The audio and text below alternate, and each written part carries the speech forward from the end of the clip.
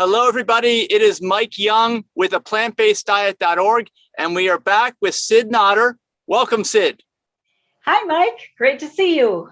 Great to see you and hear from you about dietary, nutrition, eating habits, all the stuff, because I know you got your book, The Plan A Diet, and you've enlightened us with all kinds of tidbits and things that you have in the book.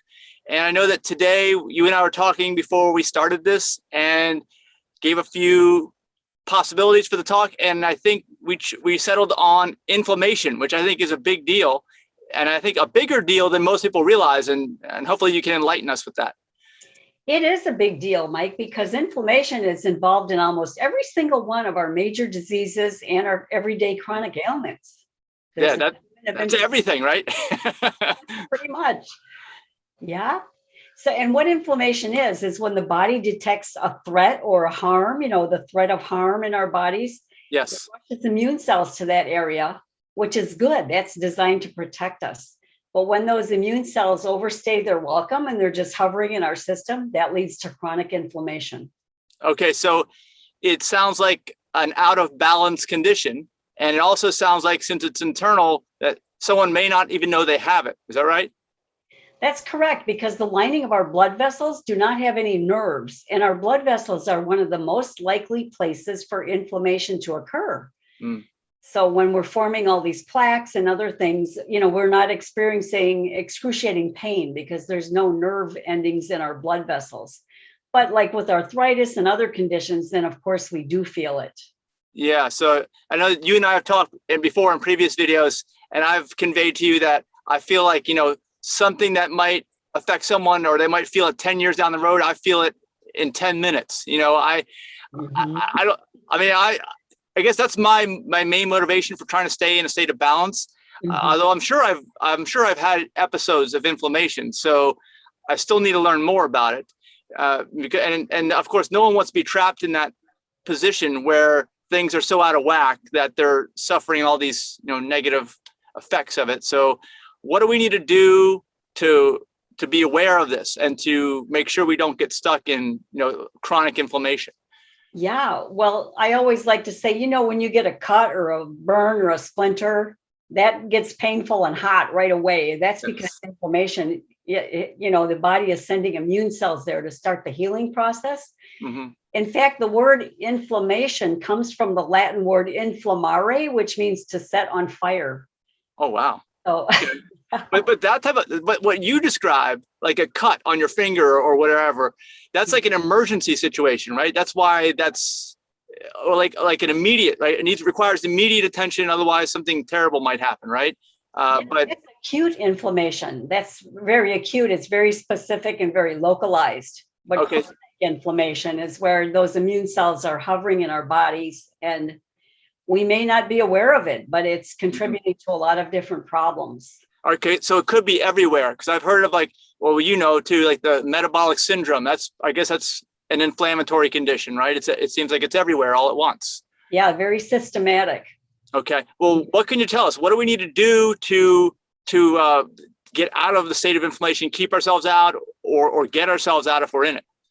Okay, well, first of all, if you're concerned, there is a blood test you can get, a CRP test, which measures the level of inflammation going on somewhere in your body. It's called C-reactive protein, is the blood test.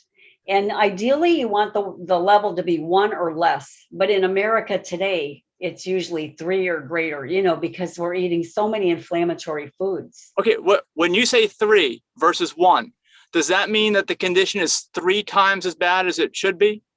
No, it's a rating used to detect how much inflammation is in your system and your risk of heart disease as a result of that. So, all right, 1 or less is normal. Okay, I thought like everyone's on the verge of death. So wait, when we're talking about that number like that. So it's a marker to use how severe the inflammation is. All right. So of course, the biggest factor, there are many factors: smoking, lack of exercise, many things, but the biggest one is our diet. Far and away the biggest thing, because think of it, it's the food we're ingesting, putting directly into our system each and every day, 3 to 5 pounds of food. Yes. If it's not good food and the body's reacting to it negatively, that's going to cause chronic inflammation. Yes. Yes. So like you said, you say that's a factor in most diseases, right? So this is something that everyone needs to be concerned about, it sounds like. Everyone does. Yeah. In fact, there's something called the Dietary Inflammatory Index, which was the researchers from two cancer institutes, the Prevent Cancer Foundation and the American Institute for Cancer Research. They made this big index, but they didn't rate foods individually. They looked at the components of food, and saturated fat is the most pro-inflammatory food component. Okay. Okay. That seems kind of obvious, right? I mean, I think that in everyone's discussions on diets, for the most part, unless you're talking about a keto or something like that, Yeah. which we know is bad, that everyone tries to avoid saturated fats. So that seems like it makes sense just on the surface right there that we would want to avoid. Yeah, and cholesterol as well, plus trans fats, the hydrogenated oils, and Okay. oils in themselves are very inflammatory. So when we get to the food part, we can talk about which foods are inflammatory. But the cancer societies say that the more inflammatory foods we eat, if you're eating a pro-inflammatory diet, your risk of cancer goes up 75%. 75%. Yeah, Wow, that just that is blew huge. me away, Mike, when I read that statistic. I'm like, whoa, it's not like 10 or 20%, 75%. Okay, well, let me ask you a question then that might be related to that. All right, because one of the things I've heard about in nutrition and people trying to live a healthy lifestyle is protein. Of course, we always hear about protein, right? And then there's a huge market for protein powders. I have heard that protein powders cause inflammation. Do you know anything about that? I haven't heard that, but it wouldn't surprise me because it's a man-made product, right? And Yes. perhaps there are ingredients in there that your body doesn't recognize. And so it's sending out, immune cells to try to combat the things it doesn't recognize. Yeah, it's definitely like down to the element, right? The protein element, or just in isolation anyway, right? That's part of the problem. So when you're saying that there's a 75% greater risk of cancer, I got to start looking into all these things. I mean, I've moved away from protein powders. I don't use them anymore. But like I said, I just heard that, but it's going to require some further investigation on my part. Yeah, I had never heard that either, but it wouldn't surprise me because especially if it's a man-made product. Mm-hmm. Yep, absolutely. Okay. So basically you're saying the bad things are saturated fats, trans fats, and cholesterol. Anything else that we need to be concerned about? Yeah, so those are the most pro-inflammatory components. And I'll get specific about the foods in a minute because other things are inflammatory as well. But the most anti-inflammatory food component is fiber. Okay. Where do we find fiber? Only in plant foods, right? Yes. Well, whole plant foods are minimally processed, right? Because right. There's none of that in juice, right? None of that in oil, and they're plants. So we got to avoid those. Yeah, that's true. There's no fiber in cheese or bakery items or hot dogs or, crackers or any of that stuff that people are eating. So that's what will combat the bad condition of an inflammation. That's known, you're saying, is fiber is known to suppress that. Is that right? It's the most anti-inflammatory food component. Okay. Yeah. So, okay. Yeah. Very good. Excellent. That's great to hear. That's more and more these days. You hear people say, I know I've heard Dr. Greger say it, it's not where to get your protein, it's where to get your fiber. And like, this is another reason that, that just speaks to that from what you're telling us. So one of the first things that's very inflammatory is refined sugar, right? And this is everywhere. Soft drinks, fruit juices, sweet teas, pastries, desserts, cookies, cakes, all of that stuff. Cereals, even yogurts, plant-based yogurts are filled with a lot of sugar. Well, see, I'll say right away, this is my most difficult challenge that you just described, refined sugar, because I seem to have done a very good job of convincing myself to avoid all the animal products, avoid all the high fat foods, even the plant foods, avoid all the foods that have no fiber in them. But just adding sugar to stuff, yeah, I mean, it's in everything, it seems like. And it's a challenge. I'd say that for sure. Mm-hmm. It is. So, and the reason it is because when we digest sugar, it produces something called free fatty acids, which promote inflammation. So that's the trigger Plus, it releases the inflammatory cells called cytokines. We have these cells called cytokines that are inflammatory cells, and it triggers those. Okay, I have a question about the sugar. Okay. Are you only talking about like granulated or powdered white sugar? I mean, would you consider a date paste or maple syrup or agave the same or different? Different. Yeah, those are found more in nature, like a maple syrup. And those are simple sugars. Refined sugar is too, but refined sugar, like I'll even use an unrefined cane sugar in my baking, like a sucanat based, it's a dehydrated cane sugar. I It's understand. refined. So that would be the difference. Okay, well, I got to think about that's good to know so that we have some options. And of course, I don't think you're ever going to say it's okay to have some kind of chemical artificial sweetener. Is that right? It's on the list coming down here. Okay. We'll talk about that. But we can talk about it now, like aspartame and MSG and all these other additives. Yeah. Body doesn't recognize those as food, so the body thinks it's a threat and will send immune cells out there to trigger that. I see. That. Yeah, that's not good. All right, so you got to stick with nature's sweeteners as nature intended, it sounds like. So artificial sweeteners are really attractive because they're super sweet and they don't have any calories. So a lot of people like that.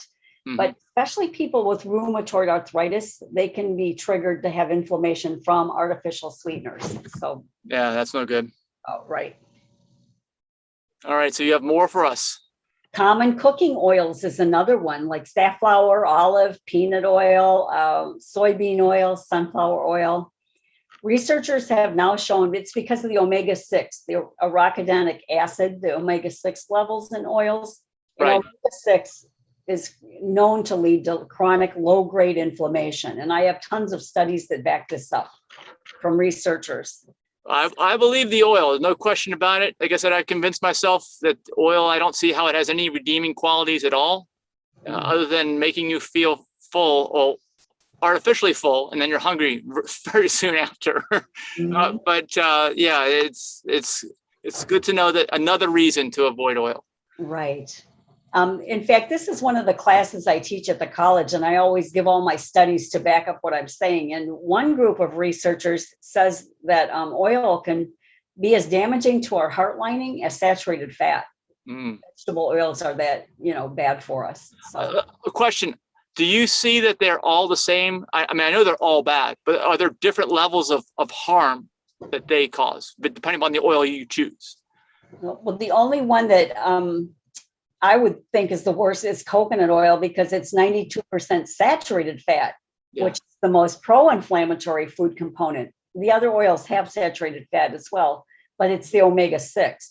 Mm-hmm. I've never seen any study that says one is better than the other because they're all 100% liquid fat and they're all nasty. But in my mind, coconut oil would be the worst because it's the highest in saturated fat as well. Okay. And unfortunately, from my experience, I've seen a rise in coconut oil use. So if I look at the different fake cheeses I see that are non-dairy, which is great, but unfortunately, a lot of these have coconut oils, a lot of the ice creams, and definitely the baked goods, the frostings, things like that. It's becoming prolific almost, and that's not a good thing. Right. Yeah, it's not. And people aren't even aware of it. They're not paying attention. Yeah, and I'm mentioning specifically the coconut oil that you just mentioned, that last one. That's why I feel a little bit alarmed because, everyone has had this idea that going plant-based is going to be better for everyone and everything. But if that's the direction we're moving in, right, replacing animal products with coconut oil all over the place, I have a feeling that people are going to have a very bad surprise. And they won't see any health improvement. And then they'll think that the diet isn't working or whatever. So right. Very true. Yep. Another one is trans fats, which are the hydrogenated oils. Since we're on the topic of oils, yes. Anything that's partially hydrogenated or hydrogenated oil on a label, you totally want to avoid that. Even our government says there is zero safe amount. And our government is very lenient with food manufacturers. So for the government to even say no amount is safe, you can bet it's not safe. No amount. Okay. Can you refresh, at least my memory, and maybe others out there watching, how are these oils born into existence? How are they? They're not like this in nature, right? You don't find this. These types you're talking about right here. Well, the hydrogenated oil is where they hydrogenate it and turn it into like a solid, like lard, like a solid shortening. It becomes solid rather than a liquid. They add hydrogen to it to do that. So it's even more processed than your typical oil, I'm guessing, right? Mm-hmm. So yeah, so like you've told us all along, it seems like the more you move away from a whole plant and the more processed you get, the worse it becomes, it seems like. Correct. And not only inflammation, but obesity, insulin resistance, all sorts of things are linked to trans fats. But since the government kind of cracked down on it, food manufacturers are replacing trans fats with more palm oils, the tropical oils, which are still bad, but at least you might not see as many hydrogenated oils out there today as there once were. So they're not quite as bad, right? So there's a little bit of a positive benefit there, a little bit. Yeah, not really though, because it's still, they're still using an oil. Right. Yeah, I agree. Like a product can say no trans fats on the front and still have hydrogenated oil. It's healthy. It's healthy, right? No trans fats. Yeah, but there still is hydrogenated because there's a labeling loophole that if they can get the trans fats low enough, they don't have to claim it. Like if you ever look at a can of oil spray like Pam or some type of, the serving size is the quarter of a second. Yeah, you can't. You've ever noticed that. So who could possibly squirt the can for a quarter of a second? But yeah, it's that low, they can say zero fat. So it's just marketing, just like so many other things, right? Unfortunately, yes. Okay, yeah. Dairy products are another highly inflammatory food, right? Because milk is a common allergen that can trigger inflammation, stomach distress, constipation, diarrhea, skin rashes, all that stuff. Yeah, and I would say my own experience, I had a lot of earwax production when I was still a vegetarian, and it went away when I got rid of dairy, which totally surprised me. Mm-hmm. That's interesting. So dairy is inflammatory because it leads to the formation of prostaglandins, which are inflammatory molecules, and they limit the healing process. These prostaglandins, maybe is what's happening with you. It limits the healing process, increases pain, and plays a key role in tumor development, these prostaglandins. Yeah, it's not good at all. Not good at all. No. So we need to pay attention to our ingredient list for whey and casein and all these other dairy proteins that are in products as well. Okay, so the whey and casein are just components of anything that is dairy, right? Yeah, they're milk proteins, basically. Okay. Yeah. The next one is feedlot raised meat, which mostly all meat we're consuming in the United States has been factory farmed or raised. So yeah. These animals are being fed a diet high in omega-6, right? What they eat, we're going to eat because it gets in their flesh, right? So we're going to be eating that too. Plus, meat is high in saturated fat, cholesterol. Two of the most pro-inflammatory food components are found in meat products. And plus, they have the amino acids, the sulfur-containing amino acids, the growth hormones, the antibiotics that the animals were given. All of those things are inflammatory in us. Right. And I have a question. Maybe you'll get to it eventually, or maybe it's not even a factor, but I'm thinking about it since you're talking about all these animal products, especially the meat is high in fat. Does a high percentage of calories from fat also cause inflammation, whether it's from just good plants or not? Do you know about that? Say that again, a high amount of calories from fat? Yeah, like let's say that somebody has a diet that doesn't include any of these things that you've said, which it's a long list so far of things you have to avoid. But let's say they eat a lot of nuts, seeds, and avocados, a large percentage. Is that going to potentially cause inflammation as well? No, not necessarily, but it will cause weight gain. If you're continuing to eat a lot of high-fat plant foods, it can cause other issues. And if you're sensitive, your cholesterol could go up because you're eating high fat, even though you're not eating cholesterol, high fat triggers your liver to release bile to digest the fat, and so your cholesterol can go up because that's where cholesterol is in your liver. Okay, well, that's good news, because it sounds to me like then as long as you're sticking with the whole plant form, right? Like you said, it may result in weight gain if you're having too much fat, but still you're not going to drive yourself into inflammation, where any other source of fat, it sounds like, is going to drive your body into inflammation. Right. Not if it's a whole food. If it was avocado oil or, peanut oil, That's then different. Yeah. Yeah, that's different.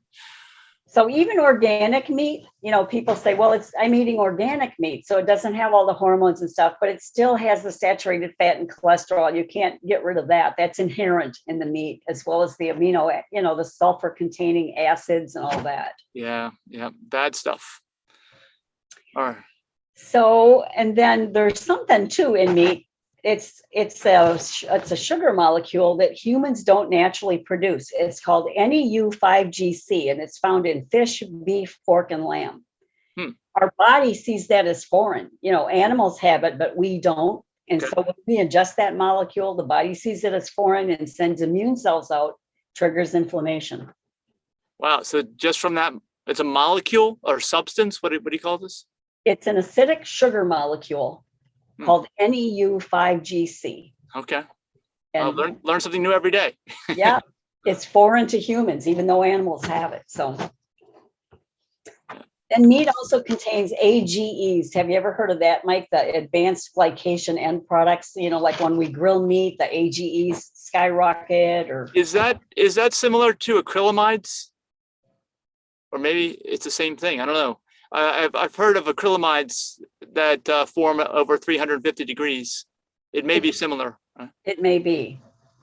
But these are harmful compounds that are formed when protein or fat combines with the sugars in our bloodstream. That's what these AGEs are.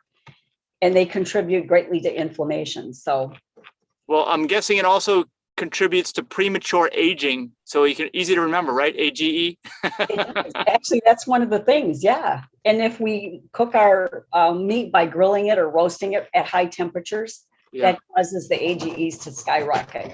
Yeah, not good. It says what you're talking about is really anything with those grill marks on it, right? That you see, it's probably been singed. Yeah, but in my research, I've also found that just frying and baking things at a high level can also trigger it. So it doesn't just have to be on a grill over an open flame. It can be just cooked at a high temperature. Makes sense. Yes. All right. Well, this list is long. Is there more? Is there more on this list? There's a few more. Okay, keep going. We need to hear this stuff. We definitely do. Meats like hot dogs, bacon, jerky, salami, ham, anything processed or smoked or cured, very inflammatory. Anything that's been salted too or cured. Salted. Okay, I have a question about that. Is that include any one that puts a large amount of salt on their food? Is that considered salted as well, or is it just a specific type of food that's already salted? It's meat that has been processed into another type of meat, like hot dogs, bacon, and salted and cured as part of that process. All right. Smoked, yeah. So we know from the World Health Organization a few years ago, they came out and said processed meats are in the #1 category of carcinogens, along with asbestos, arsenic, and tobacco. Mm-hmm. So really, really bad, all these hot dogs and stuff. I think I just did a blog on it. We eat more than 80 million hot dogs in the summer, here in the United States. Okay, question. Would you potentially consider plant-based hot dogs in that category, salted meat or, potential inflammation causers? Well, they're definitely a processed food. Mm-hmm. They're a processed plant food, and usually they have oils and everything else in there. So I would consider there's some part of it that's inflammatory, most likely, for sure. So best case scenario, it's a little bit better than eating the animal product version, but that's probably best case. Now, a carrot dog, which we make. Yeah, there you go. Native carrot, that's delicious, and that would not be inflammatory. Okay, very good. Yeah. Refined grains are another one, like white rice, white flour, white bread, white pasta noodles. All of that's inflammatory. because the refined grain, they've taken the whole grain and stripped off the outer coatings of it where all the nutrition lived, especially the B vitamins and the fiber. So they've stripped all the fiber away. And so that causes our blood sugar to spike when we eat those refined grains. And that triggers that pro-inflammatory reaction called glycation. We just talked about glycation end products. Well, you mentioned the blood sugar spike when eating white plant products or breads or grains or things like that. Is that because of the glycemic index is very high on those? Is that what that is? Yeah, they're empty calories and there's no fiber involved. So there's no fiber, so it digests rapidly, and that causes the blood sugar to spike. Okay, so would you also say that anything with a high glycemic index may cause inflammation? That I don't know. We don't know. Okay. I don't know. Fair enough. We don't know everything yet. Yeah, I don't think so, because I've seen comparisons where a piece of cake has a lower glycemic index than like carrots. So, there's different things about that. I don't know that would relate to the inflammation part of it. Right. Further research in that area is needed. Okay. Alcohol, like beer, ciders, liquors, and wines, regular consumption of alcohol or routine consumption has been shown to damage our intestinal lining and allow bacteria to enter the bloodstream. That's called leaky gut, when that happens. And that drives inflammation throughout the entire body. Plus, it irritates your esophagus, your larynx, your voice box, and your liver. So routine consumption of alcohol is considered very inflammatory. Yeah. Well, you said routine, because I know this can be a sensitive subject for people, but just like you pointed out other things that we should avoid, should we just avoid that in general as well? Well, for optimal health, yes. I mean, have a glass of wine at the wedding twice a year at a holiday feast. Yeah. Celebrate with an occasional drink. I don't think that would cause that very much harm, but sure. Yeah, that's fine. But I guess it's in the same category, right? These are things that are known to cause a problem with inflammation. It depends on how much you avoid them, right? And that makes a difference. Because I'm fine with having one or two vegan cupcakes with with the coconut oil whipped frosting on them, but one or two a year, that's it. I figure I'm okay as long as I can limit it to that. And then according to the Arthritis Foundation, right, arthritis is inflammation. In fact, anything ending in itis, bronchitis, tendinitis, arthritis, plantar fasciitis, anything ending in itis means something severely inflamed. So any itis, I hear people all the time saying, I have this, I have that, I have rheumatoid arthritis. Do you think it's likely that folks could potentially reverse that condition? Absolutely. Okay. Google has great success with that in his patients. That's wonderful to hear, because most people that I talk to that will tell me or convey to me that they have a condition like that, they don't seem very hopeful about it at all. Well, no, they're just conditioned to, treat the symptoms and manage the pain for the most part. Yeah. But once you start putting the right food in your body and let that healing process begin, of course, they're going to see great results with that. Yep. Well, this is very thankful for you telling us about all this. It's so important to get this out because, like you said, I think you used the word they're conditioned, right? It's just societal conditioning. It's the culture that we're in doesn't value this stuff, at least not right at this point in time. Right. However, you should be discussing it, and I'm glad that you are. Right. And this is something interesting, too. On the Arthritis Foundation website, they say that drinking, since we're talking about alcohol, does not mix well with the NSAID drugs, the non-steroidal anti-inflammatory drugs like ibuprofen or Motrin or Aleve. Yes, so, I've heard that too. Well, I didn't hear that specific language, but I have heard just word on the street for a long time now saying that people have died by taking, I think, the acetaminophen, the Tylenol brand, the acetaminophen, I think is what it is, right? After alcohol to avoid a headache because of whatever you're saying, I guess, is what does it. Yeah, it carries a much greater risk of stomach bleeding and ulcers when you're drinking and taking those non-steroidal anti-inflammatory drugs. And they even said that when you drink alcohol and you're taking acetaminophen, like you just said, methotrexate or leflunomide makes you more susceptible to liver damage as well. Okay. Yeah, that's not good at all. I mean, because you hear about that, that's a problem with anyone that will consume alcohol on a regular basis, problems with the liver, and that just makes it worse. It's a lose-lose, it sounds like. Just stay away from that stuff. Definitely. Then we talked about the artificial food additives. We covered that a little bit already. Anything, especially the artificial sweeteners, but even like MSG and artificial dyes and colorants and all that stuff, our bodies don't recognize that as food. So naturally, it's going to send something out to try to combat it. And that's what triggers inflammation. Okay, so something that a colorant in a food that you're eating may cause you to have inflammation. Yeah, people need to remember that. Yeah. And then the last one is fill in the blank. And this is anything that you might be allergic or sensitive to, like gluten or nuts or dairy or, anything that could trigger a response in you if you're allergic or sensitive to it.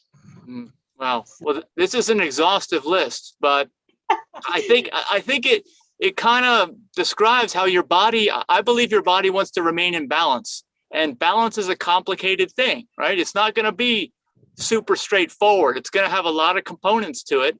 And I think that's what you described us to. It's unfortunate that our culture hasn't really embraced, I think, this concept of avoiding inflammation, right? By dietary choices, because it would be such a better world if most of us did that. It would. And they don't realize how many things inflammation is connected to: cancer, heart disease, liver disease, and everyday chronic ailments too, like acid reflux, high cholesterol, hypertension. Inflammation is involved in all of that. Well, yeah, that's a great, well, not great to hear, but it's a reminder of why this is so important for everyone, including myself. Nobody is exempt from this. And especially that 75% increase in cancer you mentioned early in the video, that is going to stick with me. Mm-hmm. Yeah, look it up. It's the Dietary Inflammatory Index. You look that up, you'll see the researchers quoted that at the very end. That those consuming a pro-inflammatory diet increase their odds of cancer by 75%. Yeah, wow. All right, well, this has been, no pun intended, a very sobering talk with you, but it's a necessary one. This is so necessary for people to hear. Why don't kids hear this in elementary school when they're forming their habits? What kind of a different world will we live in? Kids are so ready for this stuff, right? When you teach kids, I remember when I was growing up, I was probably one of the first generations. I was born in 1970 that was really taught from early days in school how bad smoking was for you. So I never got started, right? But previous generations had suffered tremendously until our generation came along, and it was very effective. And I wish that folks would do this with, like what you're discussing here today, inflammation in the elementary school years. That would yield amazing results. Yeah, I think people understand that fruits and veggies are good for you. They just don't understand how bad the other stuff is. Mm-hmm. Yeah, and you need to tell them, because that's what really stuck with me from the smoking, is hearing how it causes cancer, seeing like these black lung pictures, right? They really told us early on what was going to happen if you went down that path. Yeah. So now, there's a whole list of anti-inflammatory foods. Maybe we can talk about that another day or something, because yeah, actually this one's gone. I don't even know what time it is from watching. Oh yeah, this one's gone on for a little while, a little longer than we normally do. Yeah. So anyway, yeah, definitely let's do a positive video soon. I don't view this as totally negative, but I see this as beneficial. But it would be awesome to have an enlightening, happy video. Happy side. That was the bad side. But like you say, I feel people can't make informed decisions unless they know this part of it too. I hate to be the downer, be the downer lady. But if I didn't know this stuff, it's okay. This is necessary. It's too bad that everyone needs to hear this, because I think most people out there have the wrong message. They have a lack of understanding in this area. Absolutely. Yeah. Yeah. Well, Well, thank you though for conveying it for me. I believe that you are doing a great service for everyone, and also your book too, which I know that this is probably in your book, right? The Plan A diet. Yeah, the Plan A diet, and I don't happen to. Oh, there it is. Of course, you got one. Yeah, there we are. I don't get into to this degree in the book, but I do have a class on my website that you can take. The class I offer at the college is on there. One of my classes, which goes into depth about this. Okay, and that's in cydnotter.com, CYDNOTTER, right? Mm-hmm. And there's a courses tab there. And that's all right, excellent. You can check it out there. Let us know in the comments too, any kind of feedback you have for us about this video. And I can understand too, Sid, why you would not have most of this in your book, because I would put the book down. I would be so depressed after reading that. But there's good news too, which we talk about another time. That's right. We will. So, all right. Well, thank you so much again. Look forward to the next talk. And everybody stay well and make good choices out there, regardless of what you've been taught. That's my takeaway from this video. All right. Have a good one, everybody. Bye-bye. Bye-bye.